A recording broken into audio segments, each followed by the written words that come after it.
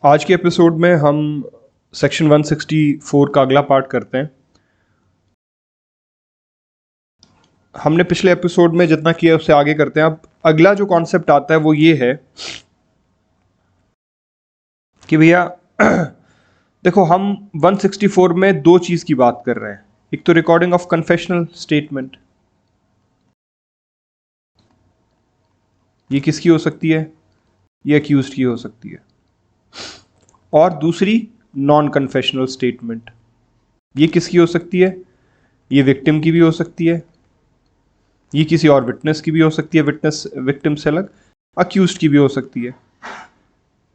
ठीक है, तो सबसे अगर हम बात करें कन्फेशनल स्टेटमेंट की, तो सबसे ज्यादा जो डाउट रहता है कन्फेशनल स्टेटमेंट पे वो उसकी वॉलंटरीनेस पे रहता है कि भैया ये अपने मर्जी से दे भी रहा है या इससे जोर जबरदस्ती पुलिस करवा रही है। कई बार क्या ज्यादातर केसेस में ऐसा भी हो सकता है कि मान लीजिए मिस्टर ए को इन्होंने अरेस्ट किया है पुलिस वालों ने, and he has not committed the crime, लेकिन because of the police pressure या because of the force, because of the fear, he confesses yes he has committed the offence. तो confession के मामले में सबसे इंपॉर्टेंट जो चीज है वो वॉलंटरीनेस है, और इसीलिए कन्फेशन रिकॉर्डिंग का जो भी प्रोसीजर बनाया है उसमें ये खास ध्यान रखा गया है कि कन्फेशन वॉलंटरी हो, ये सुनिश्चित किया जाए कि कन्फेशन वॉलंटरी हो। तो अब हम करेंगे कि कन्फेशन रिकॉर्ड करने का प्रोसीजर क्या है। जब अक्यूज्ड को पुलिस मजिस्ट्रेट साहब के सामने लेके जाएंगे 164 का कन्फेशन रिकॉर्ड करने के लिए, तो क्या प्रोसेस फॉलो करना है, मजिस्ट्रेट साहब को क्या क्या चीजों का ध्यान रखना है, उसको हम डिटेल में करेंगे। तो हम सबसे पहले देखते हैं सेक्शन 164 का subsection 2। Please take out your बेरेक्ट।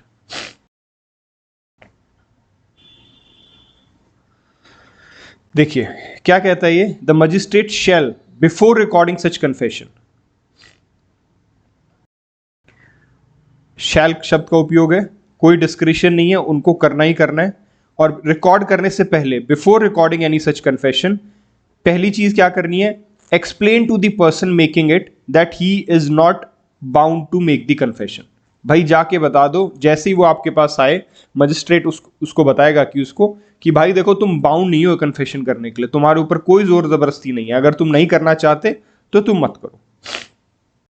और दूसरी चीज क्या बताएगा, उसको दो चीज उसको जाती वार्निंग देनी है। पहली क्या, कि यू आर नॉट बाउंड, ठीक है, मार्क कर लीजिए जो मैंने मार्क किया है। और दूसरा, अगर वो कन्फेशन देता है तो it may be used as evidence against him. ठीक है, दूसरी क्या, पहला चीज that he is not bound, ये जाते उसको बताना। और दूसरा क्या, कि if you still give the confession that will be an evidence against you, और वो आपके खिलाफ इस्तेमाल किया जाएगा इंक्वायरी और ट्रायल में।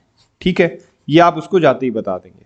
दूसरा, ये पहली वार्निंग हो गई। उसके बाद क्या है, the magistrate shall not record any such confession unless upon questioning the person making it he has reason to believe that it is being made voluntarily.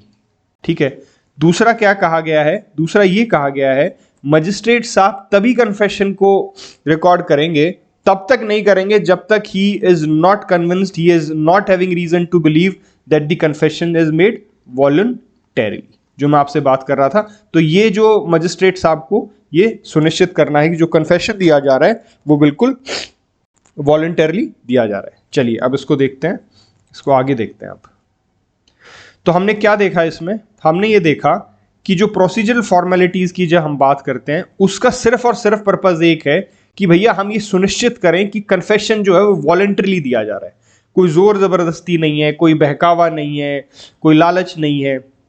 ठीक है, ऐसा भी तो हो सकता है ना, मान लीजिए मिस्टर ए अक्यूज्ड है, ठीक है, और ये बहुत बड़े करोड़पति हैं।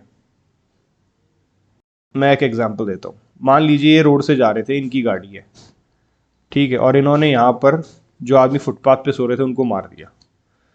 चला ये खुद ही रहे थे, लेकिन इन्होंने क्या किया, अपने ड्राइवर को कांटेक्ट किया और उसको बोला भाई मैं तेरे को ना 10 करोड़ रुपए दे दूंगा, देख तेरी पूरी फैमिली आराम से जिंदगी जी पाएगी, तू प्लीज तू कन्फेस कर ले कि गाड़ी तू चला रहा था। ठीक है, तो हमें हर तरीके से उस कन्फेशन को देखना है, वो किसी भी तरीके से प्रभावित तो नहीं है। तो प्रभावित है या नहीं, उसके लिए हमने क्या किया, कुछ प्रोसीजरल फॉर्मेलिटीज हमने तय की हैं। वो प्रोसीजरल फॉर्मेलिटीज कहां कहां पर है, वो सेक्शन 164 में है।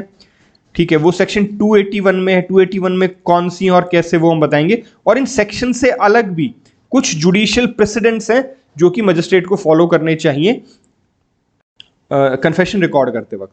तो अभी तक हमने क्या देखा है कि 164(2) हमें बताता है कि जब भी अक्यूज को लेके आया जाए मजिस्ट्रेट के पास, तो कन्फेशन रिकॉर्ड करने से पहले, कन्फेशन रिकॉर्ड करने से पहले है ये, एंड द वर्ड इज शैल, ठीक है, उसको क्या करना है, उसको एक तरीके से अक्यूज को एक्सप्लेन करना है या वॉर्न करना है। क्या एक्सप्लेन करना है?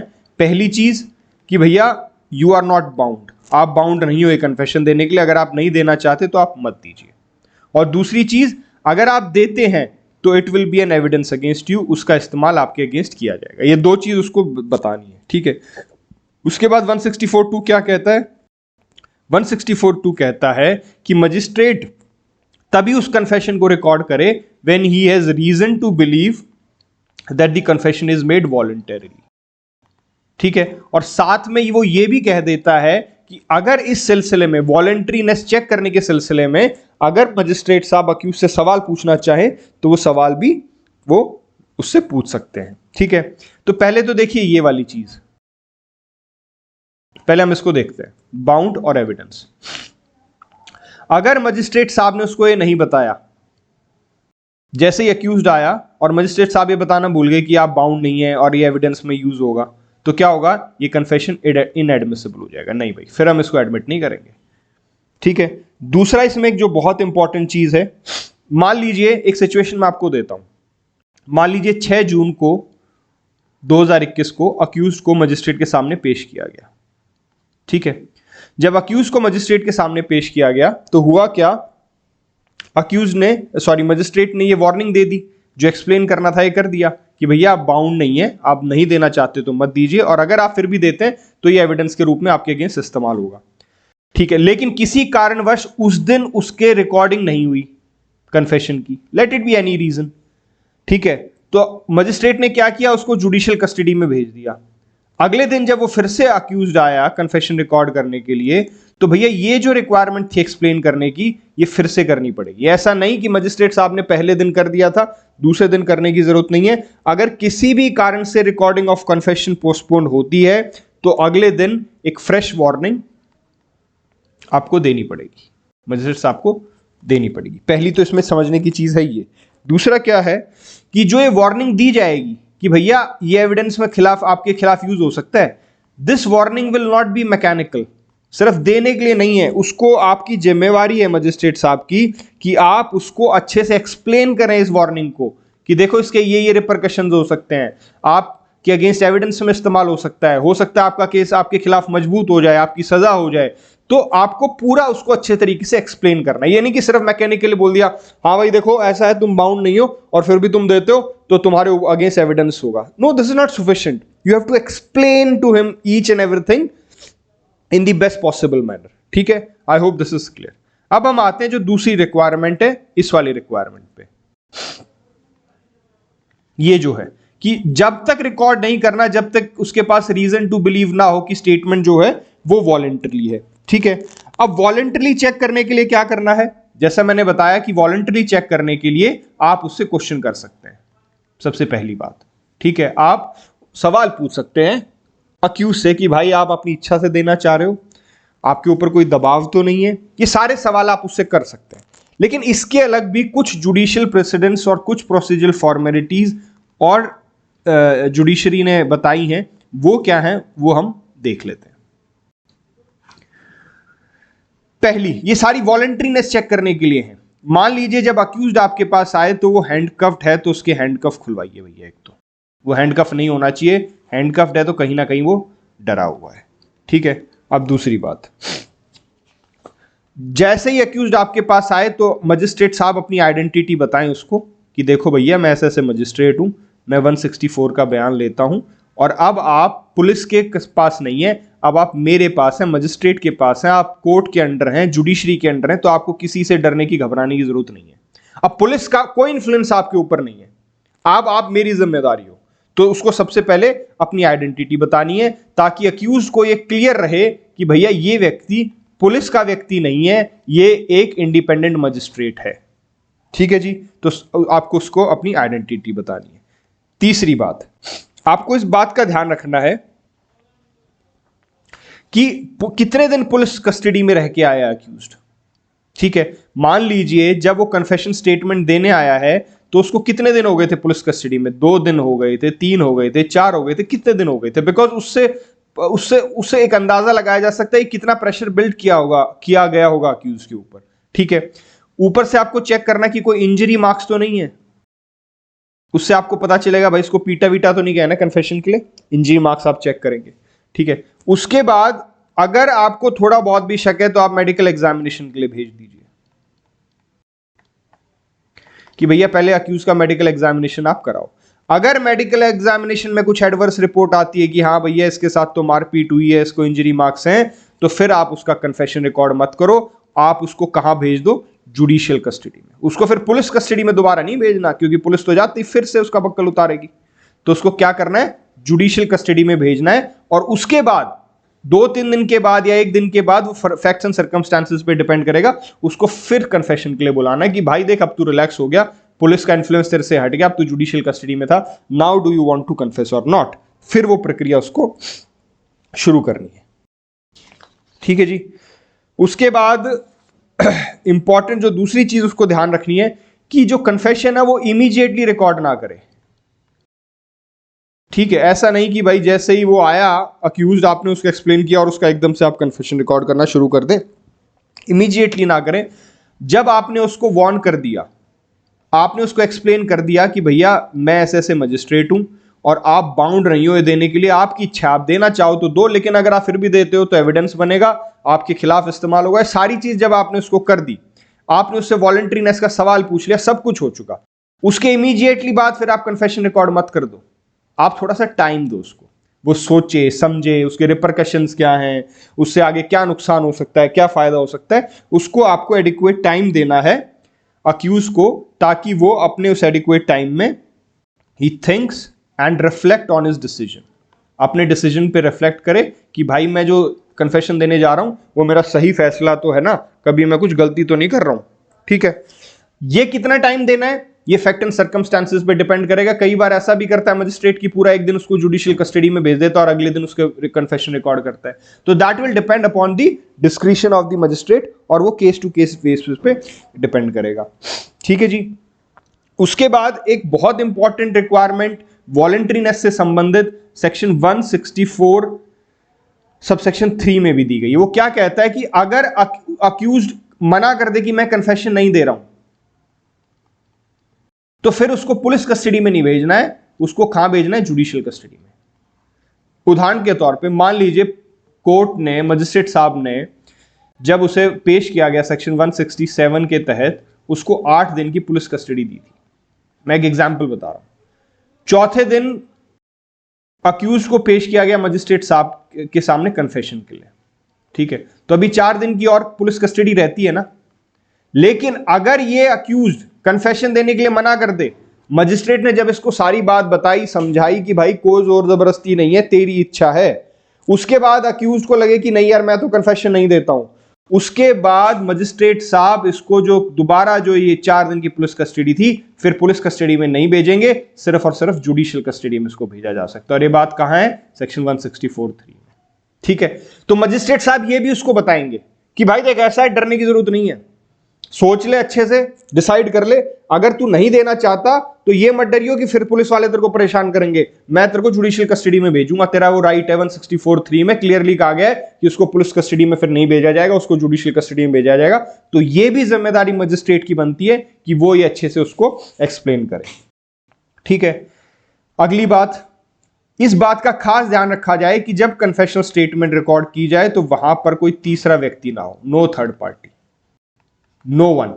पुलिस ऑफिसर का होने का तो मतलब ही नहीं, पुलिस ऑफिसर तो आसपास भी नहीं होना चाहिए, दूसरा को अक्यूज भी नहीं होना चाहिए, और कोई तीसरा आदमी भी नहीं होना चाहिए। तो कुल मिला के थर्ड पार्टी नहीं होनी चाहिए, तभी तो फिर जो अक्यूज्ड है वो अपने आप में कंफर्टेबल महसूस करेगा और कन्फेशन अगर वो देना चाहता है नहीं देना चाहता उस चीज पे वो डिसीजन लेगा। एक बात और कही गई जुडिशियल प्रेसिडेंस में कि मजिस्ट्रेट साहब ये भी सुनिश्चित करें कि जब वो कन्फेशन रिकॉर्ड कर रहे हैं, कन्फेशन रिकॉर्डिंग की बात चल रही है, समझा रहे हैं अक्यूज को, तो सारे जेस्चर्स, उसके फेशियल एक्सप्रेशंस, डेमिनर्स, सब कुछ वो रिकॉर्ड करे, ताकि कोर्ट को अच्छे से आइडिया लग सके कि जब ये कन्फेशन दे रहा था ये डरा हुआ तो नहीं था, ये कांप तो नहीं रहा था, इसके फेशियल एक्सप्रेशंस कैसे थे। Every minute detail shall be recorded by the magistrate so that the court can use the confessional statement in the right manner. ठीक है, तो ये सारी चीजें हमने क्या देखी वॉलंटरीनेस के लिए, कि वॉलंटरी स्टेटमेंट है भी या नहीं है। ठीक है, तो हमने अभी क्या देखा, 164(2) ये कहता है आते ही उसको एक्सप्लेन करोगे कि भैया this is you are not bound, दूसरा ये एविडेंस में इस्तेमाल होगी। और दूसरी बात से 164(2) कहता है, दो बात कहता है कि भैया अगर रीजन टू बिलीव होना चाहिए, जब आप अगर रिकॉर्ड कर रहे हैं कन्फेशन तो रीजन टू बिलीव होना चाहिए कि हाँ ये वॉलंटरी है, और वॉलंटरी है या नहीं है उसके लिए वो सवाल पूछ सकता है। लेकिन सिर्फ सवाल की बात नहीं है, उसके और ज्यादा फॉर्मेलिटीज भी बताई गई, जो फॉर्मेलिटीज मैंने आपको अभी बताई हैं, उन सब फॉर्मेलिटीज को करते हुए मजिस्ट्रेट साहब तब इसकी स्टेटमेंट रिकॉर्ड करेंगे। 164(3) में आपको एक्सप्लेन कर चुका हूं कि उसमें कहा गया है कि अगर अक्यूज मना कर देता है कन्फेशन देने के लिए तो फिर उसको आप पुलिस कस्टडी में नहीं भेजेंगे, आपको उसे जुडिशियल कस्टडी में भेजना है। वीडियो पॉज करके आप एक बार 164(3) बेरेक से पढ़ लीजिए। ठीक है जी, अब हम चलते हैं सेक्शन 164(4) पे। अपना बेरेक निकालिए आप, उसमें से देखेंगे।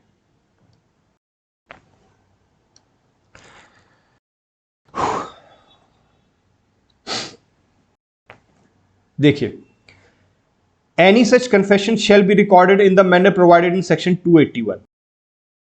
किस तरीके से रिकॉर्ड करना है वो कहां पर दिया गया है, सेक्शन 281 में दिया गया है। आप वीडियो को पॉज कीजिए, एक बार सेक्शन 281 देख के आइए। मैं अभी नहीं करा रहा हूं बिकॉज अभी हमें सिर्फ इतना समझना है, इतना देखना है कि the manner is provided in section 281। ठीक है, उसके बाद आगे चलिए। For recording the examination of an accused and shall be signed by the person making the confession. ठीक है, तो पहली बात तो क्या थी, जब manner is provided in section 281, और दूसरी बात क्या है कि it shall be signed by the person making the confession, कि वो कन्फेशनल जो स्टेटमेंट है अक्यूज के द्वारा साइन होनी चाहिए। और अब आज ये तीसरी बात देखिए, और इनमें सब में शैल है। ठीक है, कन्फेशन शैल, डिस्क्रिशन नहीं है, यहां पर भी शैल, और यहां पर आज and the magistrate shell make a memorandum at the foot of such record of the following effect.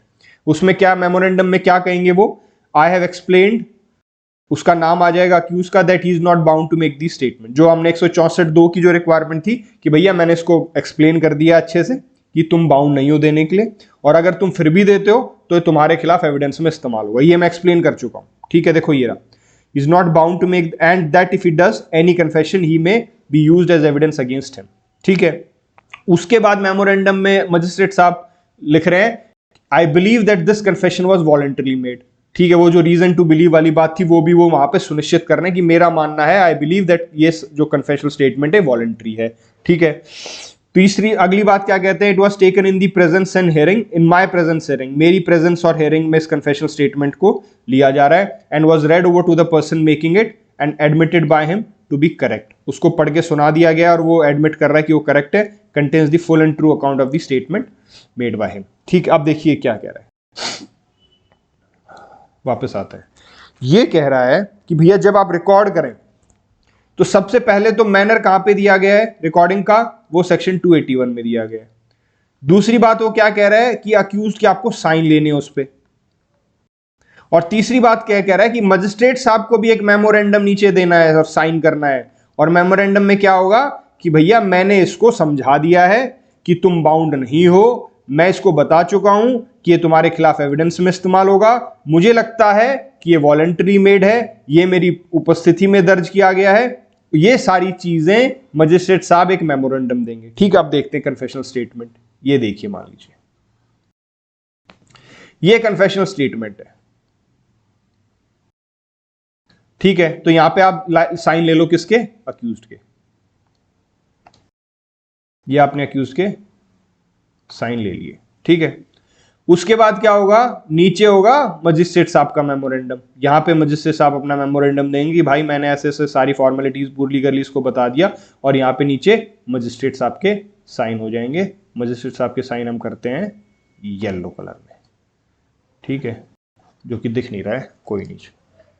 ठीक है, तो इस तरीके से कन्फेशनल स्टेटमेंट जो है आपकी तैयार हो गई। तो सेक्शन आपका जो 164(4) है, आपको ये तीन चीज बोलता है कि मैनर आपको बताना है, वो 281 में बताया गया है, अक्यूज को साइन करना है, और तीसरा मजिस्ट्रेट साहब को भी एक मेमोरेंडम साइन करना है। मेमोरेंडम की क्या क्या इंग्रेडिएंट्स है वो भी उसमें बता दिए गए हैं। ठीक है जी। उसके बाद आ जाइए, ये तो हमने पढ़ लिए कि जो स्टैच्यूट में दिए गए हैं कि 164(2) क्या कहता है, 3 क्या कहता है, 4 क्या कहता है। इससे अलग भी कुछ हैं प्रोसीजरल फॉर्मेलिटीज जो किसी मतलब 164 में नहीं दिए गए, लेकिन जुडिशियल प्रेसिडेंस हम उनको बोल सकते हैं। पहली बात, ड्यूरिंग कोर्ट आवर्स होना चाहिए। जो कन्फेशनल स्टेटमेंट है वो ड्यूरिंग कोर्ट आवर्स होना चाहिए और ओपन कोर्ट में होना चाहिए। ठीक है जी।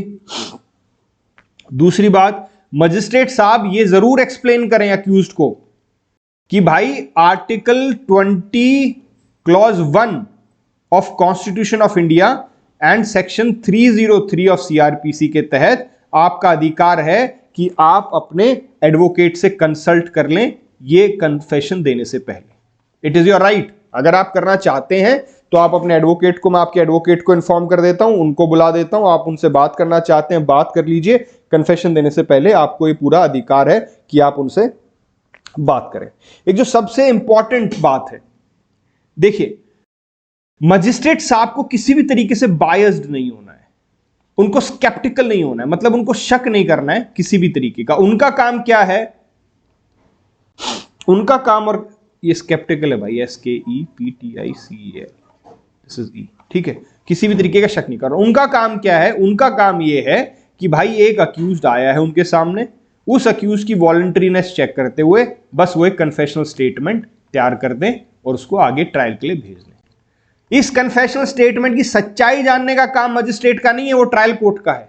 तो अब वो क्रॉस एग्जामिनेशन ना करने लग जाए इस अक्यूज का कि हाँ भाई बताओ, ये बताओ, वो बताओ। नहीं नहीं नहीं नहीं नहीं, आप उसका क्रॉस एग्जामिनेशन नहीं करेंगे, आप सिर्फ उससे सीधे साधे सिंपल सवाल पूछेंगे जो कि उसकी कन्फेशनल स्टेटमेंट से कंसर्न्ड है, और you will not go that deep that you try to get the truthfulness of the statement out of him. No, that is not your work. Your work is only to record the statement, and your work is to only make sure that the statement is voluntary.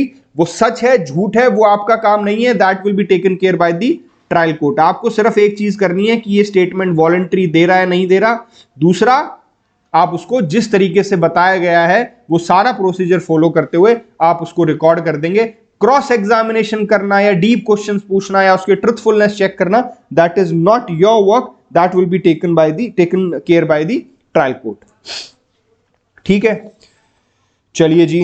दूसरा एक चीज और इसमें कही जाती है कि अगर अक्यूज्ड को पढ़ना लिखना आता है तो अक्यूज्ड की ही राइटिंग में वो कन्फेशनल स्टेटमेंट आप रिकॉर्ड करवा लीजिए।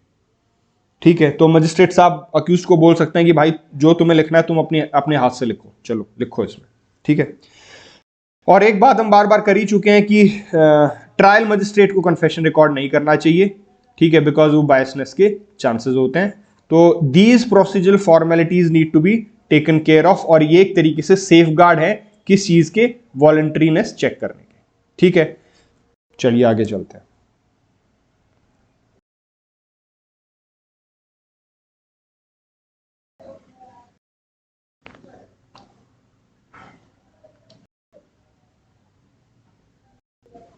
चलिए, अब सवाल ये उठता है कि यार ये सारी प्रोसीजरल फॉर्मेलिटीज तो हमने बता दी, ठीक है, लेकिन मान लीजिए किसी रीजन से मजिस्ट्रेट साहब इनका पालन ना करें। ठीक है, ये जो गाइडलाइंस है मजिस्ट्रेट साहब इसको वायलेट कर दें तो क्या होगा। ठीक है, तो गाइडलाइंस कहां पर है, सेक्शन 164 में गाइडलाइंस दी गई हैं, सेक्शन 281 में भी मैनर ऑफ रिकॉर्डिंग बता रखा है, और जो जुडिशियल प्रेसिडेंट्स हैं, जो जुडिशरी की तरफ से अलग अलग समय पे अलग अलग जजमेंट्स में सेफगार्ड्स और गाइडलाइंस आई हैं, ये मान लीजिए मजिस्ट्रेट साहब ने फॉलो नहीं की। ठीक है, अब क्या करें, अब यहां पर आता है सेक्शन 463। 463 का पर्पस क्या है और 463 क्या करता है। 463 ये कहता है कि अगर नॉन कॉम्प्लायंस हुई है, अगर मजिस्ट्रेट साहब ने इनका कॉम्प्लायंस नहीं किया, 164 का, 281 का या किसी और सेफगार्ड का, तो अब क्या है, 463 allows oral evidence of magistrate. इसका मतलब क्या है? इसका मतलब क्या है उसका समझने से पहले देखो एक चीज समझते हैं। जब भी कन्फेशनल स्टेटमेंट रिकॉर्ड होती है ना, ये कन्फेशनल स्टेटमेंट रिकॉर्ड होगी, मेमोरेंडम हो गया, साइन हो गए, दोनों के साइन हो गए, ये कन्फेशनल स्टेटमेंट जब ट्रायल में यूज होती है तो मजिस्ट्रेट साहब को नहीं बुलाया जाता ये पूछने के लिए कि भाई बताओ ये तुमने रिकॉर्ड की थी या नहीं की थी। वो रिकॉर्ड सही माना जाता है सेक्शन 80 इंडियन एविडेंस एक्ट के अनुसार। प्रिजम्पशन है, सेक्शन 80 अभी हम करेंगे, तब मैं आपको बताऊंगा। अभी के लिए आप इतना समझ लीजिए कि मजिस्ट्रेट साहब will not come to the court, only this confession will come to the court. ठीक है, उनकी गवाही की जरूरत नहीं। अगर उनकी गवाही होने लगी तो मजिस्ट्रेट अपना काम ही नहीं कर पाएंगे, क्योंकि वो बेचारा कन्फेशनल स्टेटमेंट की गवाही देने पे उसका टाइम निकलता रहेगा, जो उसका खुद का जुडिशियल वर्क है दैट विल सफर। ठीक है, तो होता क्या है कि सब कुछ अगर ठीक है तो सिर्फ दिस विल वर्क। लेकिन इस बार समस्या क्या हुई कि जो कन्फेशनल स्टेटमेंट रिकॉर्ड की थी उसमें कुछ प्रॉब्लम आ गई और उसमें कुछ कुछ दिक्कतें मजिस्ट्रेट साहब ने छोड़ दी, कुछ फॉर्मेलिटी नहीं की, कुछ सेफगार्ड जो करने थे उनको उन्होंने पूरे नहीं किए। तो अब क्या हो, अब ओरल एविडेंस होगा मजिस्ट्रेट का। अब मजिस्ट्रेट साहब को बुलाया जाएगा और उनसे एक्सप्लेनेशन सीख की जाएगी, भाई ये कमी रही तो क्यों रही। मान लीजिए उन्होंने मेमोरेंडम तो लिख दिया अपनी हैंडराइटिंग में लेकिन साइन नहीं किया, तो साइन भी तो करना जरूरी था ना। ठीक है, तो एक्सप्लेनेशन सीख करने के लिए now the oral evidence of the magistrate will take place. तो क्या कोर्ट ऐसे कन्फेशन को एक्सेप्ट करेगी, उसको एडमिट करेगी जिसमें प्रोसीजरल फॉर्मेलिटीज की कमी रह गई है? वो 463 हमें बताता है। क्या कहता है 463? 463 कहता है भैया 3 वे स्क्रूटनी है। पहली स्क्रूटनी तो आप एक्सप्लेनेशन सीख कीजिए और देखिए कि एक्सप्लेनेशन सेटिस्फैक्टरी है या नहीं है। तो मजिस्ट्रेट साहब को आप बुलाया जाएगा कोर्ट में और पूछा जाएगा भैया ये क्यों आपसे हो रहा है, तो क्या उनका एक्सप्लेनेशन सेटिस्फैक्टरी है जो उन्होंने लकूना छोड़ा है। चलिए मान लीजिए ये सेटिस्फैक्टरी है, फिर हम चलेंगे अगले स्टेप पे। अगला स्टेप क्या कहता है कि क्या is there any failure of justice, accused के मामले में क्या कोई फेलियर ऑफ जस्टिस हुआ है? अगर हुआ है तो क्या करेंगे भैया, फिर हम इस कन्फेशन को नहीं मानते, ना ना ना, throw it in the dustbin. लेकिन अगर फेलियर ऑफ जस्टिस नहीं हुआ है, तो फिर हम चलेंगे तीसरे स्टेप पे। तीसरा स्टेप क्या है? पर्सन मेड दी कन्फेशन, मतलब वो कन्फेशन सही में उस आदमी ने दिया है। मान लीजिए कुछ प्रोसीजरल फॉर्मेलिटी वहां पर नहीं की, ठीक है, और उसके बाद क्या होता है कि अक्यूज कहते जी मैंने तो दिया ही नहीं कन्फेशन, तो तब भी तो दिक्कत आ सकती है ना। लेकिन अक्यूज ये कहे कि हाँ जी कन्फेशन मैंने दिया था, तो ये प्रूव हो गया ना कि कन्फेशन उसने दिया था मजिस्ट्रेट साहब के सामने।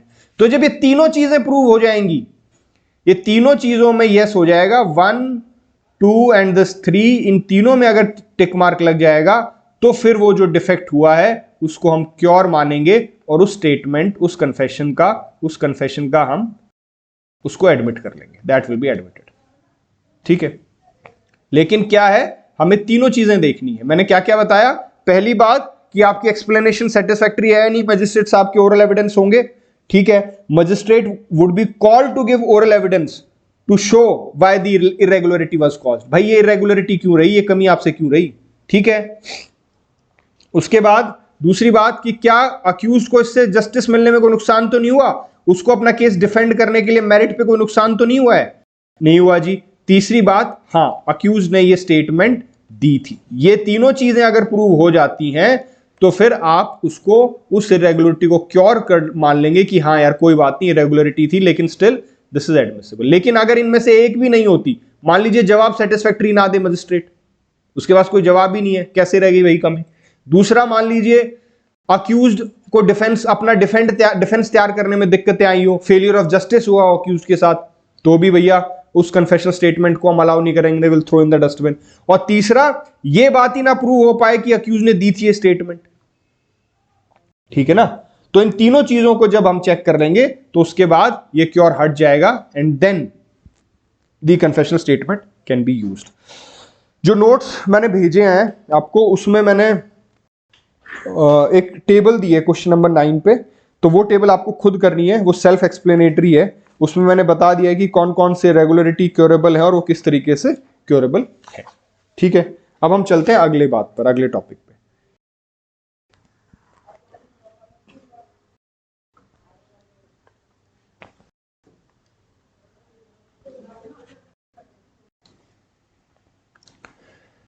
देखिए, हमने आपको ये बताया था कि इन्वेस्टिगेशन शुरू होने के बाद, इन्वेस्टिगेशन के दौरान और कॉग्निजेंस लेने तक, जब तक कॉग्निजेंस नहीं ले रहा है तब तक इंक्वायरी शुरू नहीं हो रही, कॉग्निजेंस लेते इंक्वायरी शुरू हो जाएगी, तब तक आप कन्फेशनल स्टेटमेंट रिकॉर्ड करा सकते हैं 164 को, जिसको कि हम जुडिशियल कन्फेशन बोल रहे हैं। मान लीजिए ये स्टेज निकल गई, ये स्टेज निकलने के बाद 164 की कन्फेशनल स्टेटमेंट रिकॉर्ड नहीं हो सकती है। 164 की कन्फेशनल स्टेटमेंट सिर्फ और सिर्फ इस दौरान ही रिकॉर्ड हो सकती है, ओनली ड्यूरिंग दिस पीरियड। ठीक है, once the stage has been missed, उसके बाद कन्फेशनल स्टेटमेंट रिकॉर्ड नहीं हो सकती। तब क्या हो सकता है? सिर्फ और सिर्फ plea of guilt. Plea of guilt क्या है? देखो क्या होता है, ये अपनी इन्वेस्टिगेशन हुई, हमने रिपोर्ट पेश कर दी, जज ने कॉग्निजेंस ले लिया, इंक्वायरी शुरू हो गई, इंक्वायरी चलती है, फिर होते हैं फ्रेमिंग ऑफ चार्ज,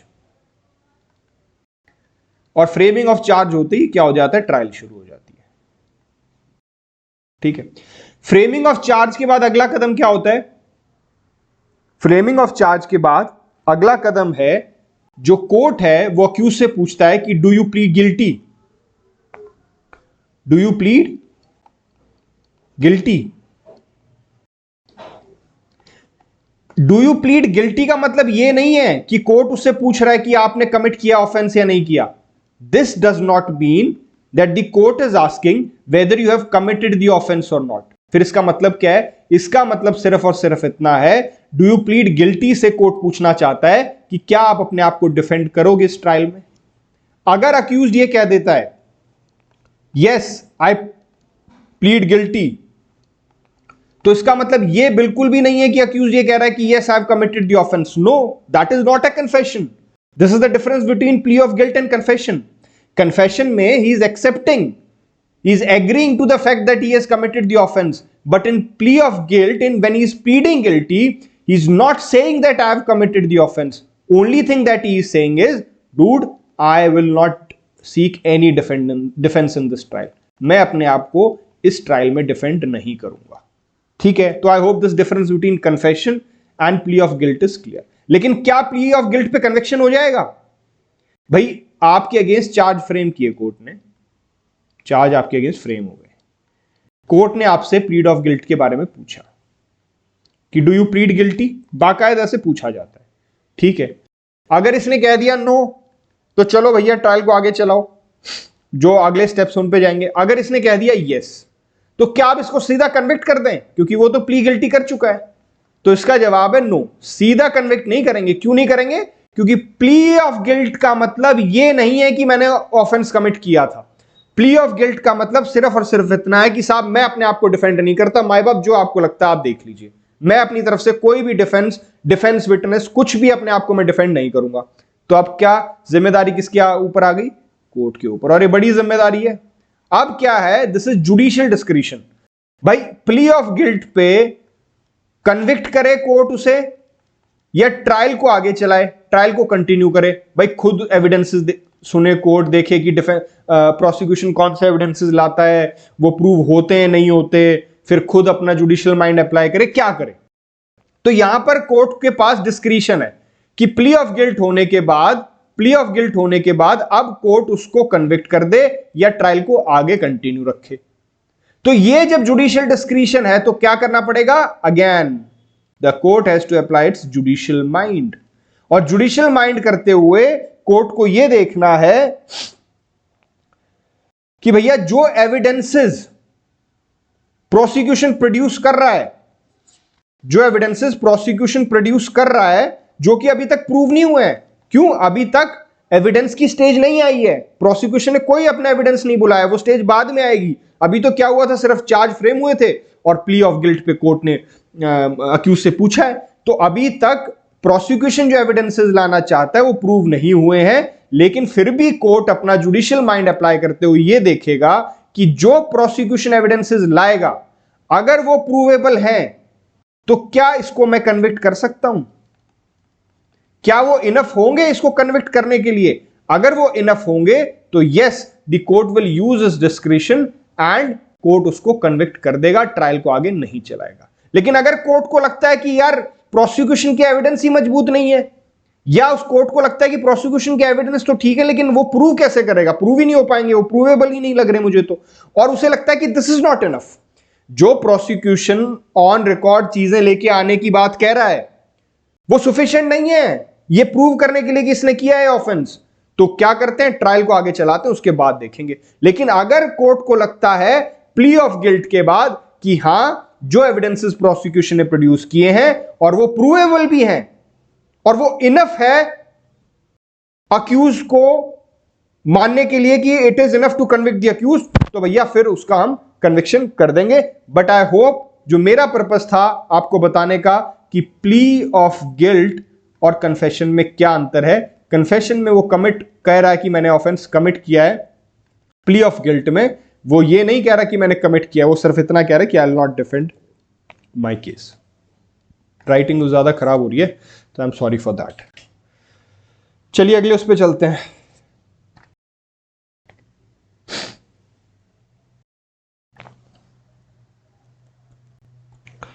अगली प्रॉब्लम क्या आती है, मान लीजिए मजिस्ट्रेट साहब गए हुए छुट्टी, दिल्ली के मजिस्ट्रेट हैं और ये गए लंदन घूमने के लिए। यहां पर इनको एक अक्यूज मिल गया जो कि इंडिया में अक्यूज्ड है, एक ऑफेंस उसने इंडिया में किया है और वो लंदन में इस मजिस्ट्रेट साहब को बता देते हैं, मजिस्ट्रेट साहब ऐसे ऐसे मैंने तो ना ऑफेंस कमिट किया हुआ है। तो क्या ये कन्फेशन अंडर सेक्शन 164 माना जाएगा? The answer is no. Why? बेशक ये जो कन्फेशन है ये मजिस्ट्रेट साहब को दिया गया है, लेकिन जो बाकी प्रोसीजरल फॉर्मेलिटीज हैं कि पुलिस उनको लेके आए, वो सारे सेफ गार्ड्स अप्लाई करें, वो सब कुछ देखें कि वॉलंटरी है या नहीं है, वो कोई भी फॉर्मेलिटी इस मामले में नहीं हुई। तो मजिस्ट्रेट साहब को कन्फेशन देने के बावजूद भी this will not be a judicial confession. ये कौन सा कन्फेशन होगा? Extra judicial confession. ठीक है, क्योंकि जुडिशियल कन्फेशन सिर्फ और सिर्फ 164 में हो सकता है और उसके लिए 164 की जितनी भी फॉर्मेलिटीज हैं वो आपको पूरी करनी पड़ेंगी, तभी वो कन्फेशन मान्य होगा। अगर वो फॉर्मेलिटी पूरी नहीं हो रही है तो बेशक वो कन्फेशन आपने मजिस्ट्रेट को दिया है, it will be extra judicial confession. ठीक है, क्योंकि मामला क्या हो गया, बाहर लंदन में it will be problem of jurisdiction, वहां पर वो मजिस्ट्रेट साहब उसका कन्फेशन रिकॉर्ड कर ही नहीं सकते क्योंकि वो हिंदुस्तान के अंदर ही कर सकते हैं।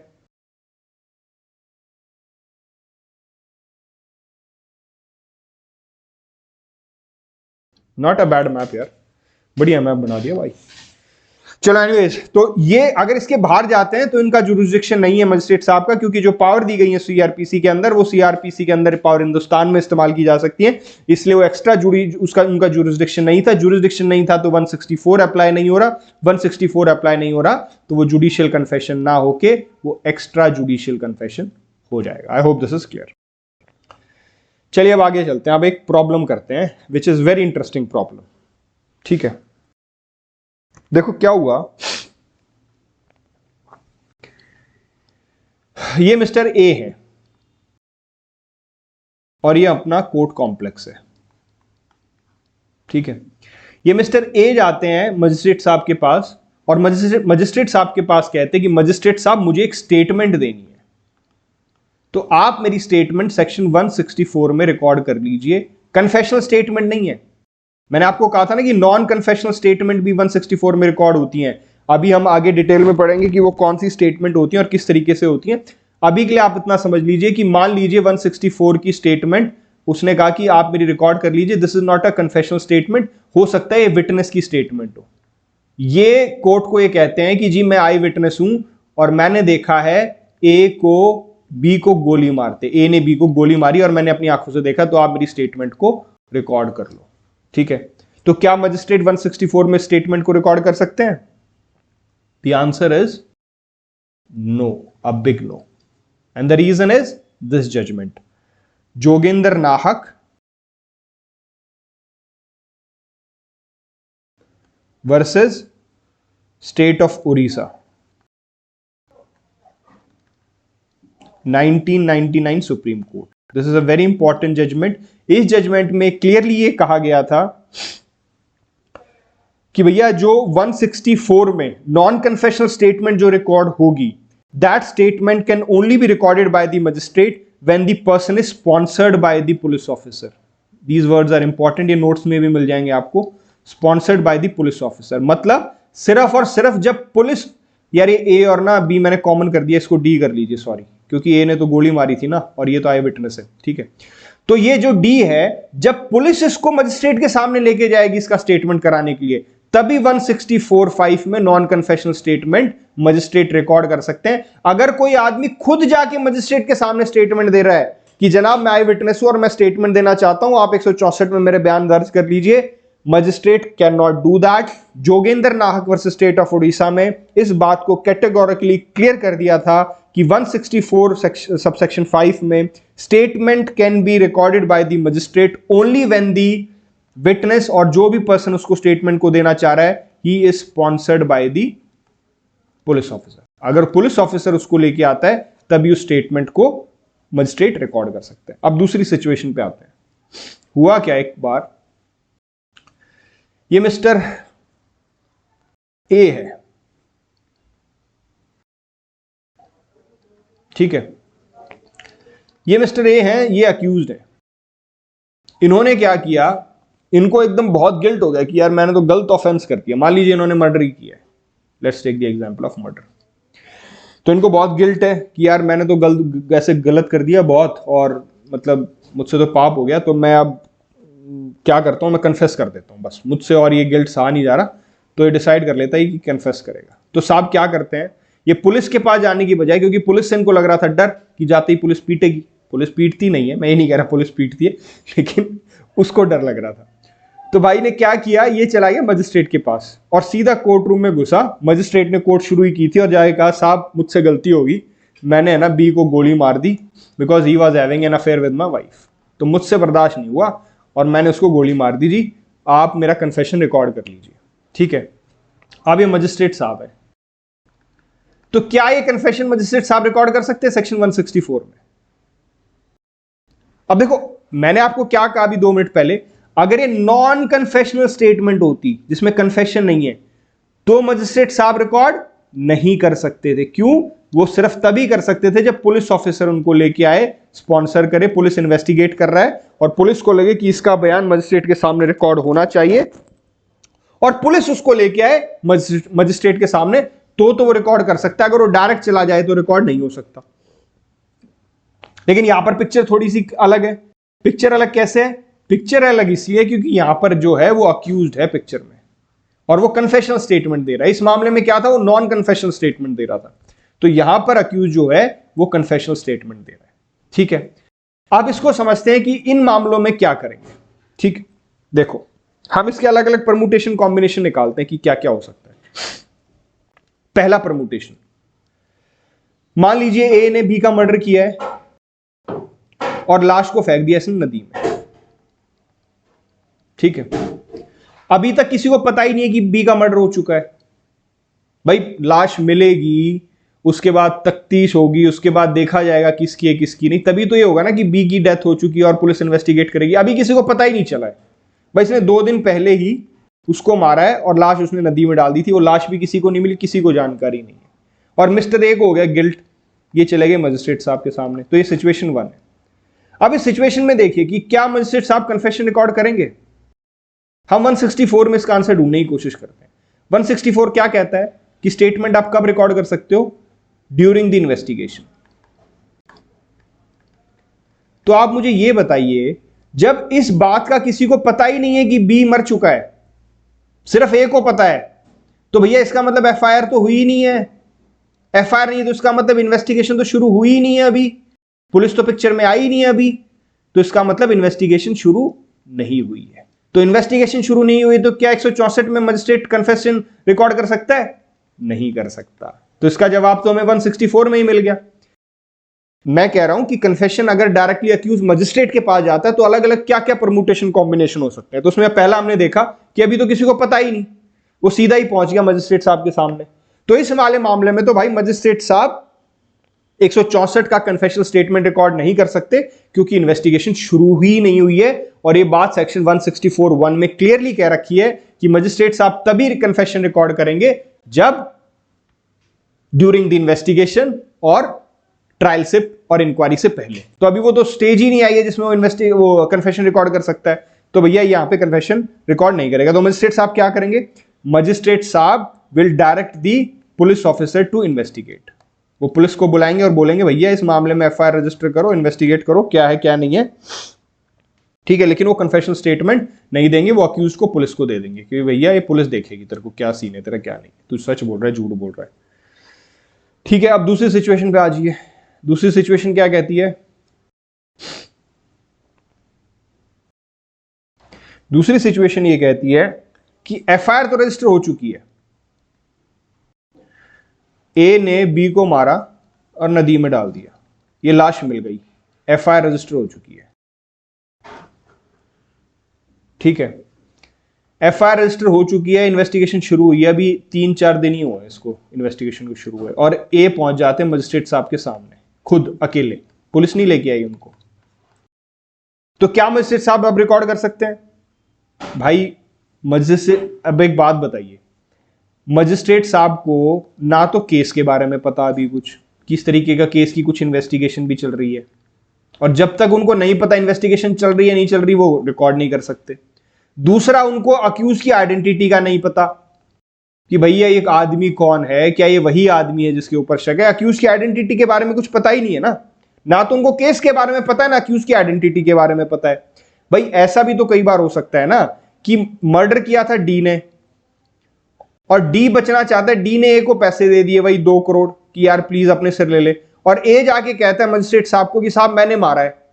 अब मजिस्ट्रेट साहब को ना तो केस का पता है कि कौन सा केस है भाई, किसकी लाश मिली, कहां मिली, मुझे कुछ पता ही नहीं, मुझे ये भी नहीं पता एफआईआर शुरू हो चुकी है या एफआईआर बन चुकी है, इन्वेस्टिगेशन शुरू हो चुकी है। भाई मान लो अक्यूज्ड बोले ए को कि जी एफआईआर हो चुकी है, इन्वेस्टिगेशन, उसकी बात कैसे मान लेगा वो? ठीक है, पहली बात। दूसरी बात, उसको यही नहीं पता, मान लीजिए ए जाके क्लेम कर रहा है कि मेरा नाम राकेश है, तो उसको यही नहीं पता कि राकेश कौन है, ये राकेश है भी या नहीं है, कि क्या राकेश नहीं मारा है, कि राकेश के ऊपर शक है भी या नहीं, उसे कुछ नहीं पता। तो ऐसे में again magistrate will not record the confession, और मजिस्ट्रेट क्या करेंगे? पुलिस ऑफिसर को इन्फॉर्म कर देंगे और पुलिस ऑफिसर को बोलेंगे कि इससे आप प्रिलिमिनरी इंक्वायरी कीजिए, और इसको फिर अगर आप चाहते हैं कि इसका कन्फेशन रिकॉर्ड हो तो इसको फॉर्मली पेश कीजिए। और फॉर्मली पेश करने का मतलब क्या है कि अब उसे पुलिस पेश करेगी मजिस्ट्रेट साहब के सामने 164 के बयान के लिए। ठीक है, I hope this situation is also clear. अब चलते हैं तीसरी सिचुएशन पे।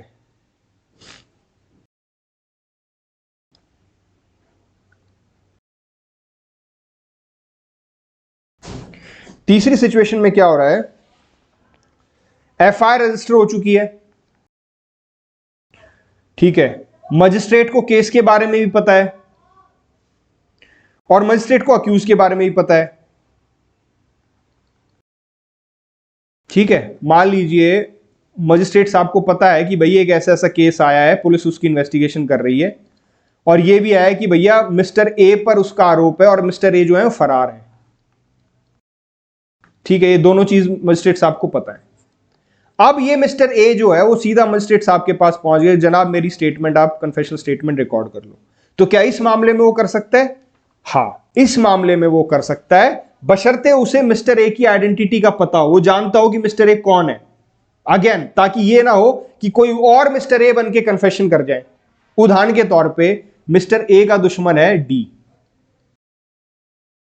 ठीक है, ये कोर्ट के पास पहुंच जाए कि जी मैं मिस्टर ए हूं और मेरा कन्फेशन रिकॉर्ड कर लो, ताकि ये कन्फेशन बाद में ए के अगेंस्ट यूज हो जाए, तो ये दिक्कत हो जाएगी। तो क्या मैंने बताया, मजिस्ट्रेट को केस के बारे में ही पता है, उसको पता है कि एफआईआर हो चुकी है, पुलिस इन्वेस्टिगेशन कर रही है, ताकि ड्यूरिंग द इन्वेस्टिगेशन वो कन्फेशनल स्टेटमेंट रिकॉर्ड हो। मजिस्ट्रेट को यह भी पता है कि इसके ऊपर आरोप है, अक्यूज के ऊपर आरोप है, पर्टिकुलर मिस्टर ए के ऊपर आरोप है, और वो मिस्टर ए को जानते भी हैं कि हां यही मिस्टर ए है। तो ऐसी स्थिति में मजिस्ट्रेट कन्फेशन रिकॉर्ड कर लेंगे, he can record the confession. Otherwise वो कन्फेशन जो बाकी हमने एग्जांपल्स किए थे वो कन्फेशन रिकॉर्ड नहीं करेंगे। यहीं पर एक दूसरी सिचुएशन करते हैं। मान लीजिए जो मिस्टर ए गए हैं, ये अपने इलाका मजिस्ट्रेट के पास चले गए, जिनको उनका कन्फेशन रिकॉर्ड नहीं करना, दूसरे इलाका मजिस्ट्रेट को करना था। सीजीएम ने क्लियरली बताया था भाई ये आदमी करेंगे, तो ये क्या करेंगे, इनको इनका कन्फेशन नहीं करना चाहिए, लेकिन अगर फिर भी कर लेते हैं इस वाले कंडीशन में, जब वो सारी चीज वो कंफर्म कर सकते थे, तो ये इनक्योरेबल डिफेक्ट नहीं है, इस डिफेक्ट को दूर किया जा सकता है। और डिफेक्ट को दूर कैसे करेंगे, वो मैंने सेक्शन 463 बताया था आपको, जिसमें मजिस्ट्रेट को बुलाया जाएगा, पूछा जाएगा कि भैया आपने क्यों रिकॉर्ड किया, इसका एक्सप्लेनेशन दो। उसके बाद मजिस्ट्रेट का अगर एक्सप्लेनेशन सेटिस्फैक्ट्री है, दूसरा अक्यूज्ड को के साथ कोई फेलियर ऑफ जस्टिस नहीं हुआ, और तीसरा वो स्टेटमेंट अक्यूज ने दी थी, कन्फेशनल स्टेटमेंट अक्यूज ने दी थी, तीनों चीज प्रूव हो जाती है, तो ये जो कन्फेशन है ये क्योर हो जाएगा। With this I and this class because it is almost 50 minutes. तो अभी और 15-20 मिनट का कुछ टॉपिक्स रहते हैं, वो हम अगले एपिसोड में करेंगे ताकि ये ज़्यादा लंबी वीडियो ना बने। चलिए मिलते हैं अगले एपिसोड में। Thank you.